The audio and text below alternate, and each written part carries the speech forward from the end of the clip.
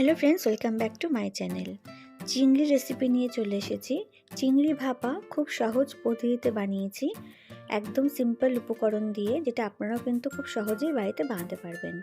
তো চিংড়ি ভাপা বানানোর জন্য আমি এখানে মিডিয়াম সাইজের চিংড়ি নিয়েছি, ভালো করে কিন্তু ক্লিন করে নিয়েছি। দেখুন, এইভাবে ক্লিন করে নিতে হবে। একটু হলুদ লবণ দিয়ে কিন্তু মাখিয়ে জল দিয়ে ভালো করে ধুয়ে নিয়েছি।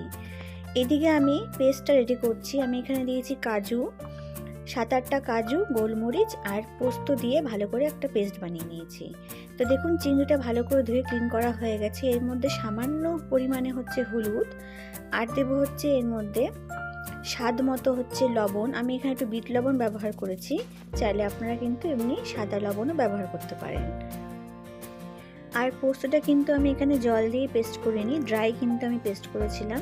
এবার আমি এখানে পরিমাণ মতন অল্প জল দিচ্ছি। জলটা দিয়ে তারপর একটু ভালো করে আমি এখানে মিক্স করে নেব।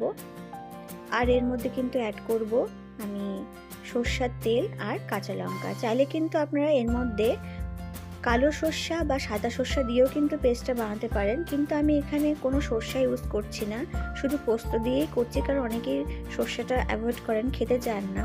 তো দেখুন, আমি এখানে 4টে লঙ্কা দিয়ে দিচ্ছি। ঝালটা হচ্ছে পরিমাণ মতন, যে যতটা ঝাল খাবে, যেহেতু গোলমরিচও দিয়েছিলাম আমি, আর দিয়ে দিলাম সর্ষের তেল। এবার টিফিন বক্সের মধ্যে যেহেতু করছি এটা আমি, তো টিফিন বক্সের ঢাকনাটা ভালো করে আটকে কড়াইতে জল গরম বসিয়ে দিয়েছি। সেই জল গরম কড়াইয়ের মধ্যে আমি এখানে বসিয়ে দিলাম। উপরে একটা কিন্তু ভারী কোনো কিছু দিয়ে চাপা দিতে হবে, কারণ যখন জলটা ফুটবে তখন কিন্তু টিফিন বাটির ঢাকনার মধ্যে জলটা ঢুকে যেতে পারে বা টিফিন বাটির ঢাকনাটা খুলে যেতে পারে। 7 থেকে 8 মিনিট কিন্তু আমি এভাবে কুক করব, এবং ভাপেই কিন্তু রান্নাটা হবে। তো ফ্রেন্ডস, ঠান্ডা হওয়ার পর টিফিন বক্সটা আমি এভাবে খুলে দেখাচ্ছি আপনাদেরকে। খুব সুন্দর কিন্তু কুক হয়ে গেছে এবং সুসিদ্ধও হয়ে গেছে মাছগুলো।